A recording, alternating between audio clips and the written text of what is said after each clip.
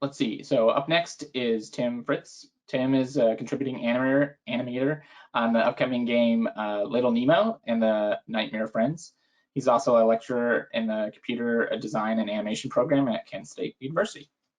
Tim, take it away. All right. Well, thanks. So I don't really need to do an intro because that was just great. So this talk is about hand-drawn game animation with open source tools, aka animation pipeline with Blender. I'm not going to talk about how to draw because I'm not an art teacher by any stretch of the word as far as drawing goes. But how many of you have heard of Blender? That ends up being something that I don't have a good way of soliciting feedback for that, but I'm not going to assume everyone knows what Blender is. So you may or may not be thinking off on a tangent of Blender. What are you talking about? No, not that Blender. It's actually a free open source software that just continues to evolve and grow. And as of now, it has this feature set including sculpting on par with ZBrush. They have a full compositing toolkit, a video editor, and in the latest 2.80 release, the grease pencil tool is this fully featured set for 2D animation, and you can do hybrid 2D, 3D work with it. It's really something, and so we're going to look at that some and how to make use of it for different projects. So if you download and install Blender 2.8 or newer, whenever it launches, it has these different project presets, and 2D animation is the one you'd be looking at. And so the grease pencil object in Blender 2.8, one of the major improvements compared to previous versions was that they use materials now. So these materials allow you to set up strokes or fills, and you can customize your colors and different line types and whatnot. And it ends up being a really convenient thing because you actually have the ability to do palette swaps really easily, or if you want to make minor adjustments, you don't have to necessarily do other methods for changing up your colors, strokes, or fills. It's as easy as either reassigning or just going into the material itself and changing it. So for example, I put together just a quick illustration showing, because I wound up, when I was doing my animation roughs, I used this magenta color without really thinking about it too much. I just stuck with it. And if I were to hand the file off to somebody and they couldn't stand it, they thought it was an eyesore or something, it's actually really easy to change. You just go to the material in your material panel and make that change. Now, I just want to mention that this layout, if for those of you who are not familiar with Blender, the layout is extremely customizable. You can lay it out however you please. So some of the screenshots, it just ends up being this layout that Chris Totten actually wound up using in his file, and I just sort of stuck with it. And the only thing I wound up changing really was one script editor. So another huge feature of the grease pencils improvements in Blender 2.8 was the fact that you have onion skinning with your animation, and it's configurable per layer. So on the left hand side, you have the per layer option, so you can go in and you actually can toggle your onion skinning one layer at a time. And then also you have, depending on what type of onion skinning you're after, you can configure how many keyframes before and after and what color you're using for that before and after onion skin. And it's an extremely handy feature, especially if you're trying to do, say, a run cycle and you want to have your, make sure everything lines up without trying to do some other thing where you say copy and paste frames and then erase and draw and so on. So if any of you have done 2D animation in other packages, I'm sure you're familiar with that feature. Plus Maya, for example, also has onion skinning and motion curves and whatnot. So this is an analogous feature that they implemented, and it's been really great. So I wanted to show off some of the finished work because all I have on the animation work that I did in this project at this time is some roughs. So here's an example of a rough frame for the idle animation for the character of Nemo. And then here is what Chris recently completed with Nemo himself, the same animation sequence. And this is all done using Blender's grease pencil. So you have your strokes and fills, and as you can see, the shadows would just be another layer of fills that you can change after the fact. So, and the other thing I wanted to show before I go off into the making use of layers and whatnot inside of Blender was I wanted to show the concept art for this princess that I was working on rough animation for really before the pandemic hit. So here's the concept art for the princess, and you can see that there's some features like she has a skirt or dress and then that cape, and that ends up being one of the things that I'll be drawing attention to. How do you actually bring that together or work with it such that you're not having to redraw everything all the time? So ends up leading to that question, like if you were just getting started out working with Blender and your grease pencil is, well, okay, how do I organize this? So I ended up separating after drawing and making mistakes and having kind of a horrible time of just drawing everything on one layer. I wound up going for a separate approach such that I would do essentially just the torso and the arms and legs and head, obviously, more of a skeleton layer. And then I would add a skirt as a extra layer because drawing cloth is another one of those fun, challenging things that I'm not sure if I'll ever be what I would call good at it, but that's just the way it goes. So I had skeleton layer, skirt layer, and then that cape wound up being an extra layer. And it winds up being really nice because then, again, coming back to the onion skinning, I would set onion skin just for that cape part while I was trying to draw the motion, because the secondary motion and ripples and everything ends up being interesting to say the least. And onion skinning was a really huge help with that because of drawing those extra ripples. So the next part of organizing your animation with Blender for doing 2D game animation is, so here's a screenshot I have of the animation for this princess, the rough animations. I've got my run, idle, and attack, and yeah, they're separated in the timeline, and you can see that the way they're clustered together. But it ends up being kind of this messy thing. Like, wouldn't you'd lead to the question of, well, hey, can't I make this better? And well, this is not a trick question. Yes, it can be. So let's take a look at how you would go and make it better. And so one of those features that the Blender dope sheet, timeline, and animation tools have is called markers. And these markers are really extremely helpful because, well, as you can see at the bottom there, you can actually drop these little markers on your timeline and you can rename them. So you're not stuck with, I think they do either like M underscore and a number. You can rename it. So I've labeled my animation sets on the timeline. So at a glance, I know what I'm looking at because I'm not necessarily going to remember or I don't want to have to spend the mental power remembering, oh, frame 0 to 10 is run, my idle is what, 15 to 30 or something like that. So the markers were extremely helpful. And it also is this nice organizational documentation thing that is good for handing off to any other animators that will have to interface with this. And for example, we had a couple students doing for credit work on some of the animation side, and I provided the file because it ends up being a really convenient way of getting into it. So yeah, it can be better with our markers.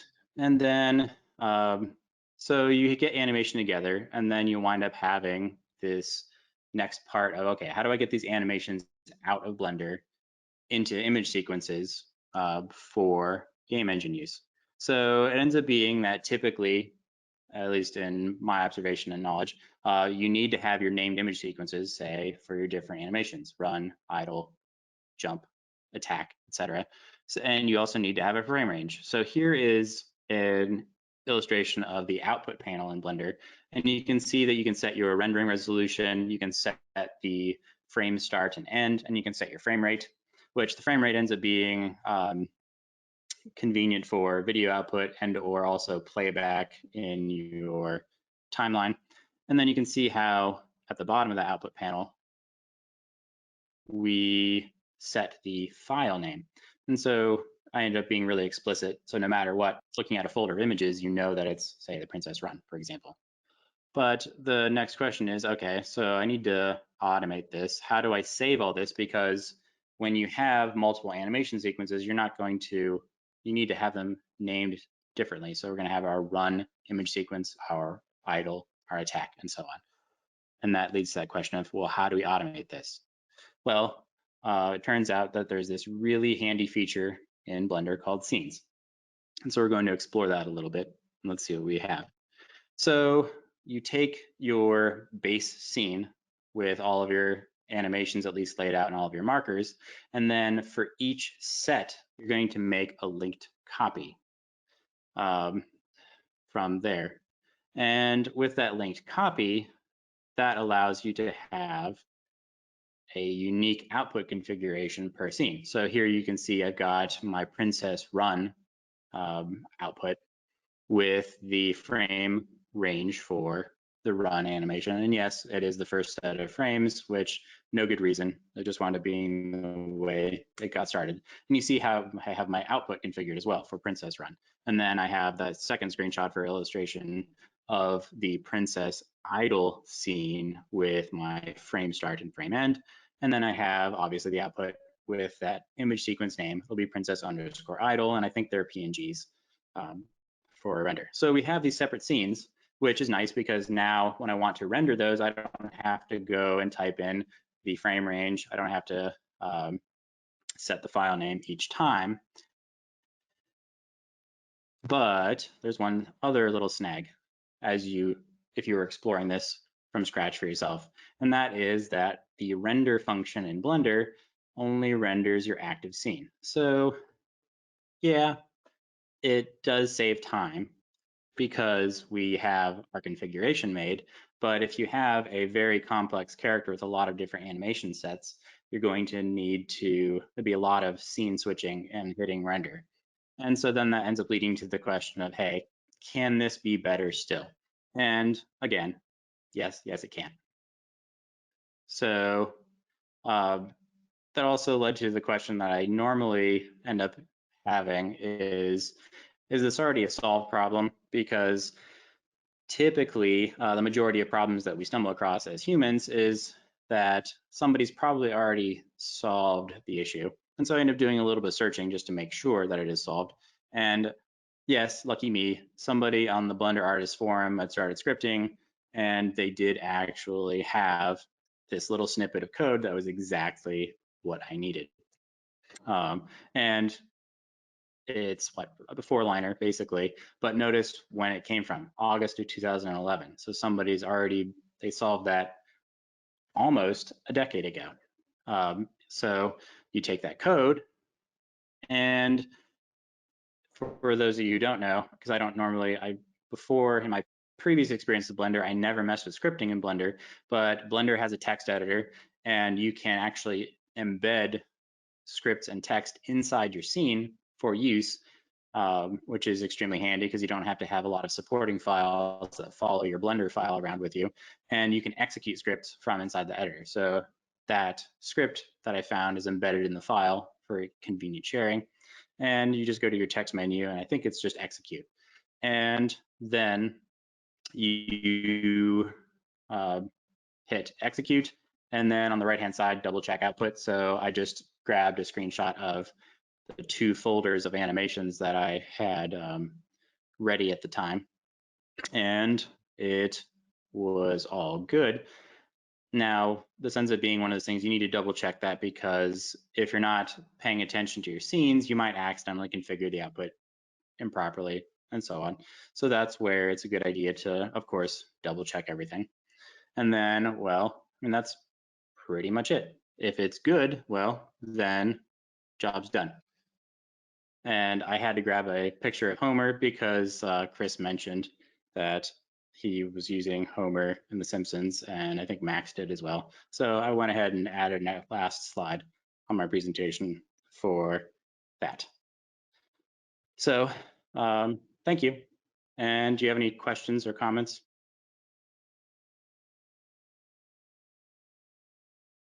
I think, yeah, I have a last slide if I I can provide the PowerPoint app if I'm allowed to share the art.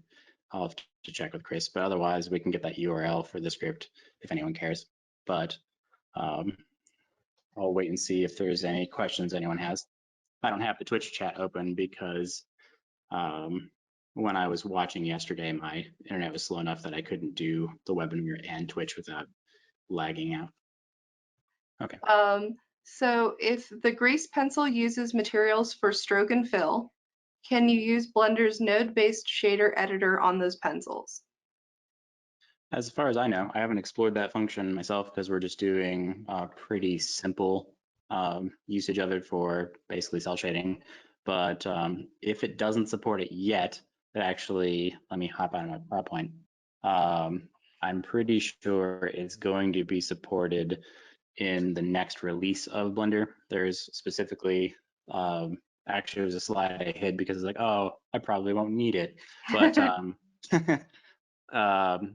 one of the new functions, and I think Blender 2.83, or that's in potential for that, is full shading support in the Blender, in the renderer for lighting and shading of grease pencil.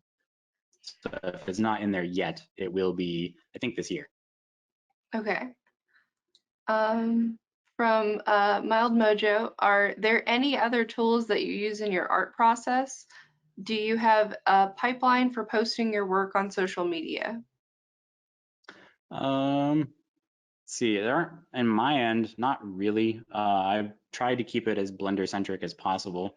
I mean, I'll occasionally touch Photoshop just for certain cropping things, but because I haven't explored if Blender lets you do full image editing like that. And then for posting to social media, there was a little segment I didn't include because it wasn't relevant for the getting into a game engine side. There is something I found called Bligify.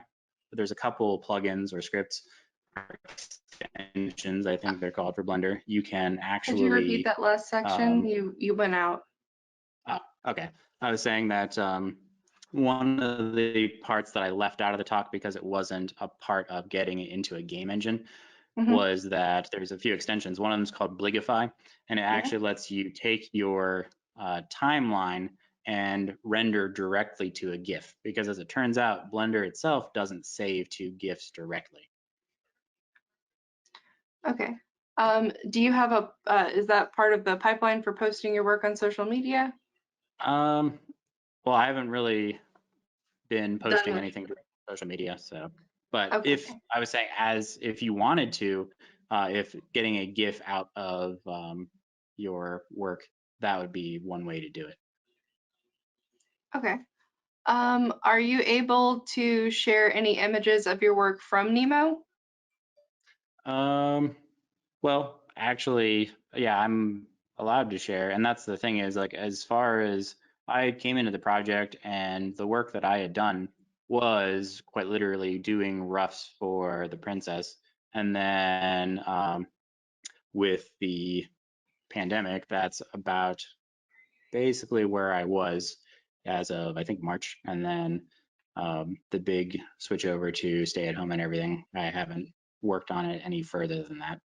So there was been some, I was supposed to hand off the animation to someone else because to the original concept artist for the princess. But so that's still a little bit in the air, but that's all the further I had gone with that. Then that's why I wanted to include the concept art, because that way you have a better idea of what the end result's going to be, and also what Chris did on his end with Nemo himself. In reference to the princess concept, we had a couple people say that they really liked the design.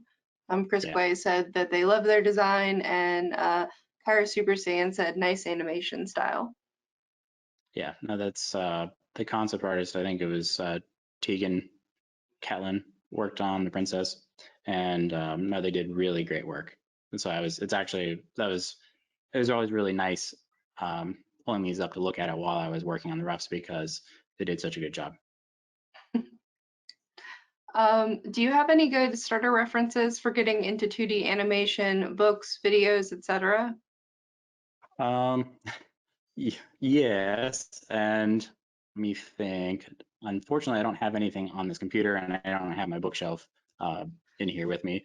But there's a few different 2D animation books. There's also, let me look, depending on what style you're after. Let me look in the folder. I can tell you there's the one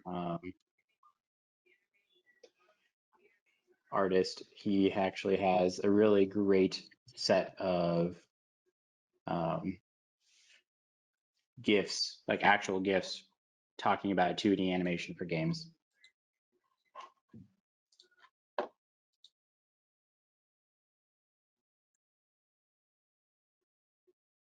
See, and this is where Chris is like ready with the name, Pedro Medeiros, which I can pull that up real quick. So for example, one of the things I was looking at as an extra bit of reference, because yeah, 2D animation is not my strong suit, I would say. And so it's been educational. And also pixel art, not that Nemo itself is really pixel art per se, but just pixel art has never been something I've studied very much. So depending on the aesthetic you're going after, Pedro Medeiros has these really awesome tutorials, and you can, I think, get on Patreon or a couple other ways, and you can get these GIFs, and they're pretty great, which I see that the GoToWebinar says audience view is red. So is this showing up okay or at all? Yeah, I think it is. Yeah, we'll have to wait Okay, a couple all right. seconds for Twitch Okay, all right. because they're a couple seconds behind, but it's showing up all right for me. Okay, all right. Yeah, because I know I don't have the best upload speed. I think I'm maybe like a third of a megabit of uploads, so it's a bit slow. But yeah, Pedro was one of the artists that I was looking at for reference for some of the things. Like for example, one of the princess's idol, she has these little magical sparks that kind of grow out of the ground and then float up and dissipate. And I ended up looking at Pedro's work as inspiration for ideas for that. And Twitch has confirmed they can see it. Okay. From Twitch, I'm seeing with regards to animations, are you simply changing the layer's visibility on and off with these keyframes in Blender's editor? Or did you already answer that? I don't think I answered that. The layers, I was just using, let me go back to my slide, or try to zoom in. So with the layers, I separated out each component of the character. So there's basically the body, there's the skirt, there's the cape, and then I did the ponytail or a hair as a separate thing because I redrew it so many times, for one. And for two, that way, if I needed to make adjustments, it was really easy. And then you see here, I have spark 1, 2, 3, 4 because I was experimenting with how to do these magical sparks. And so I just did it on a separate layer. And you can easily pan. If it ends up being too long of a list of layers, it's easy to just kind of pan and organize them out of the way. One thing I didn't really explore because I didn't have 50 layers or something outrageous was if there's a way of actually foldering them, because I didn't hit that limitation yet. But I wasn't doing the animation by hiding layers. It was the layers are just for the pieces. Each frame is a unique drawing.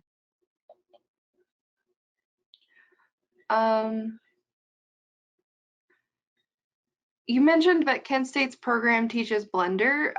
Could you talk about why KSU arrived at that decision?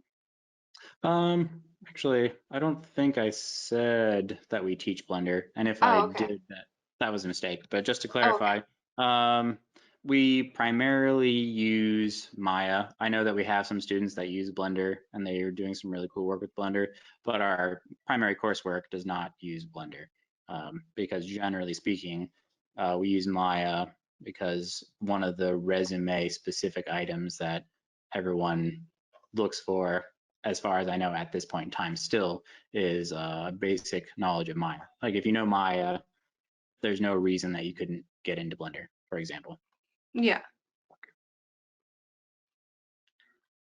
All right.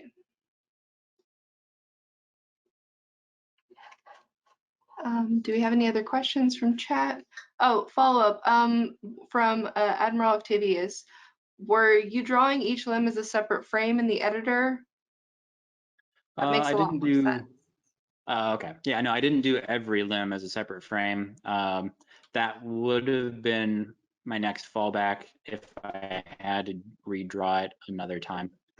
But I wound up doing an okay job that it was just the limbs in one go. But yeah, if I had to do another character from scratch, I would probably do the one leg per layer and then color code it for my own sanity and keeping track of it better.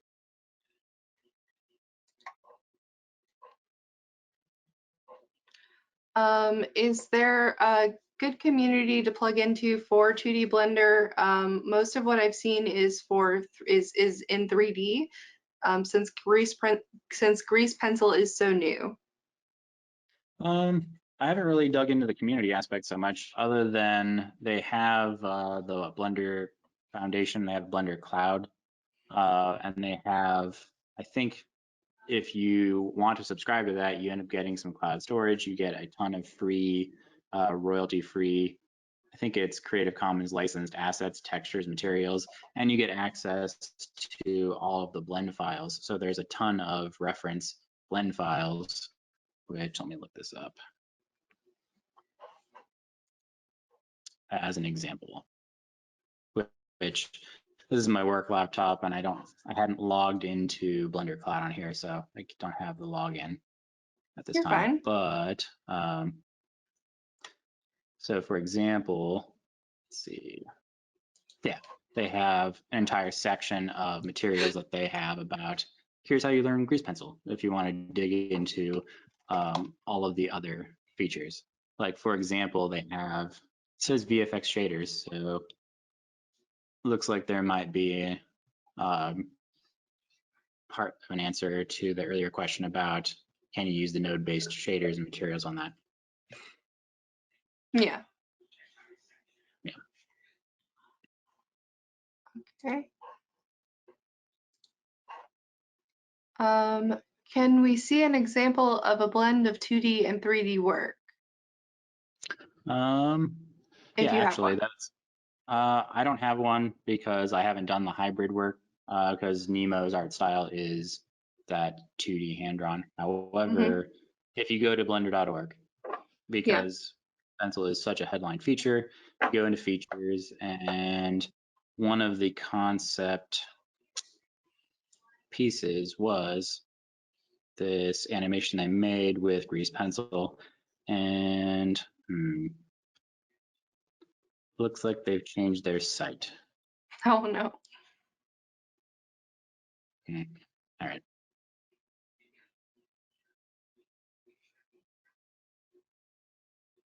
Okay, so because Blender is, they dog food their program by doing animations using only Blender, and so that's how you end up breaking things and learning how it needs to be improved.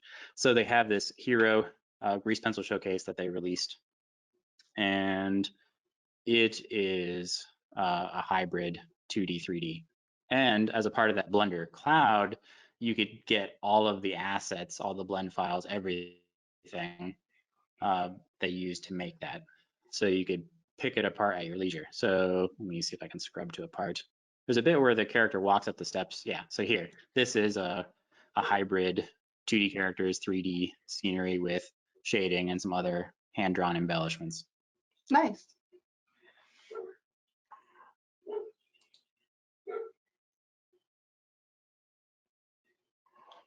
All right.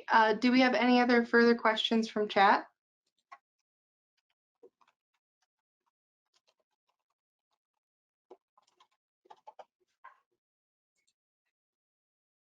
How does Grease Pencil feel compared to the annotations tool in Blender 3D?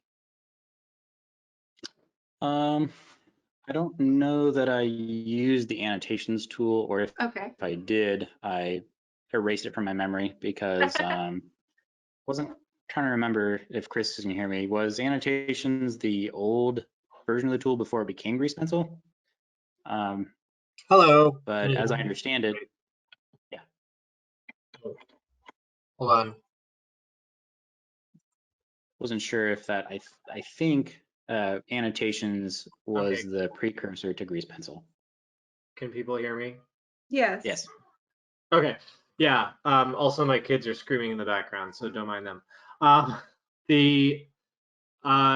the annotations tool was the old version of Grease Pencil, which is why they call the new tool Grease Pencil, because it's basically just like grown out of Grease Pencil.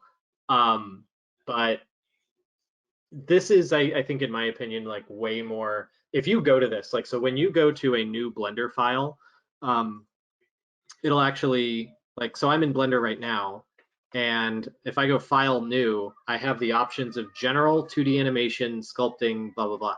But if you hit 2D Animation, it actually brings up a whole, like, different interface that, yeah, Tim's got it up.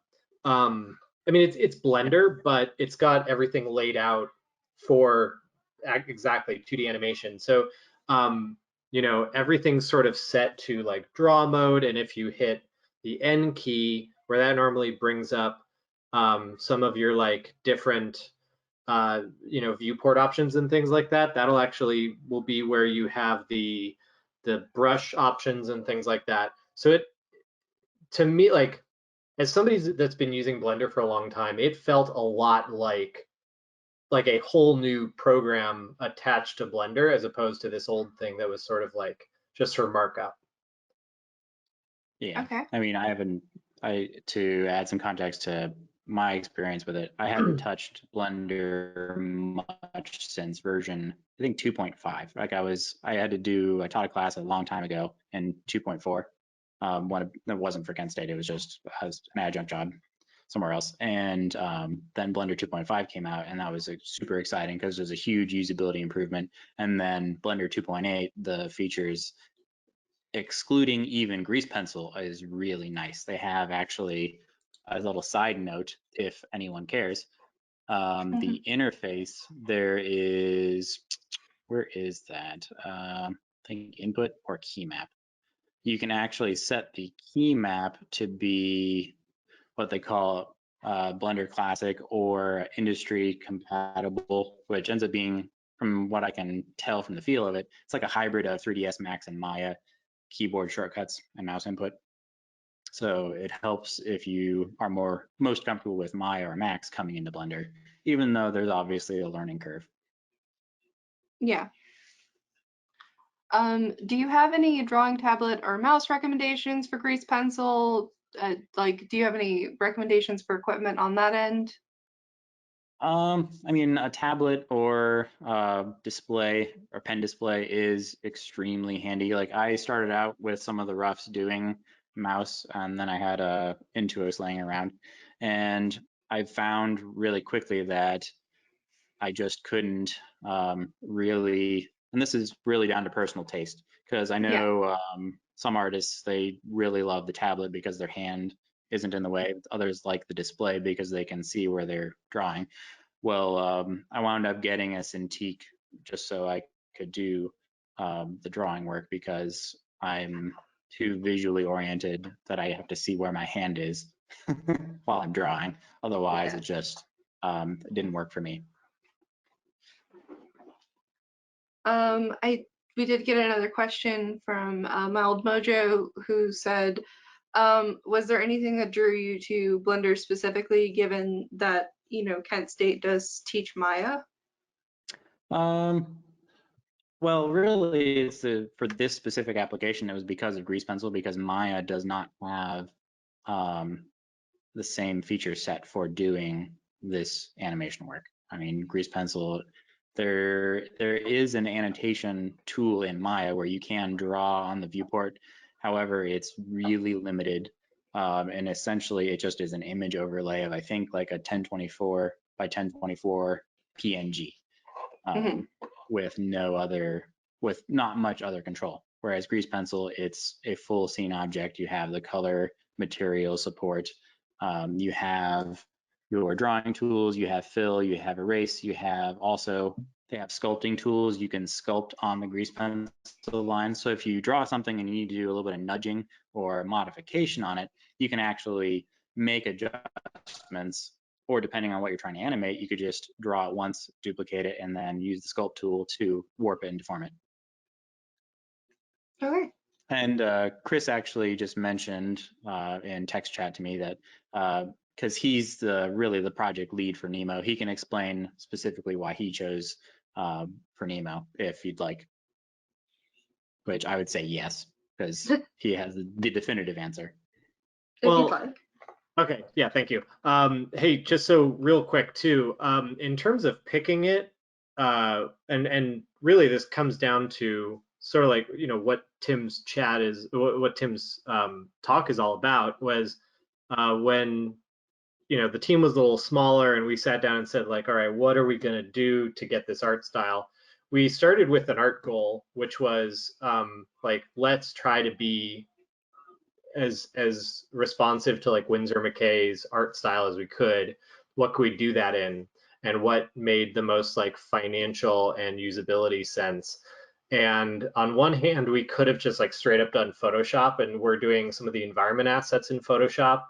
But Photoshop, like if you've never tried to animate it's fine, but it's not like, you don't get a lot of the luxury for animator tools that you get. It has animation, but only kind of sorta. You know, and then we looked at a bunch of other options for doing the ink and paint and everything that just cost more money than we really wanted to do. So that was when like Blender grease pencil, like 2.2 and 2D animation just came out, and we were like, okay, let's go look at this. Let me learn this using some of the videos that Tim actually brought up. And we were like, you know what, this has enough of what we want in its current state that we can go along with this. And then every time they do an update, it's just like added more of the stuff we wish we had. So, I mean, really it was, and again, why Tim and I, you know, when Tim was like, hey, we could do a talk about this, I was like, yeah, it's a great idea, which was like really going open source allowed us to get like the results we wanted, but also for like really low cost. Okay. That's fair. Cost is always an efficient measure for these sorts of things. Yep. Luminero23 asks, how animation intensive is the new game Nemo as an experience for the player?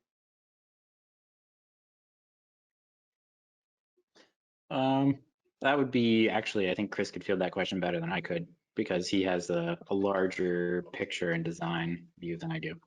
I'm too in the weeds of just the drawing. As somebody who just emerged from some of the weeds and is then going back into the weeds because I have another character I'm starting on right now, it's going to be pretty intensive. You know, we don't have like stuff in motion yet because like some of the characters are done and some of the characters aren't done, but yeah, we're trying to do some like really nice smooth animations and things like that.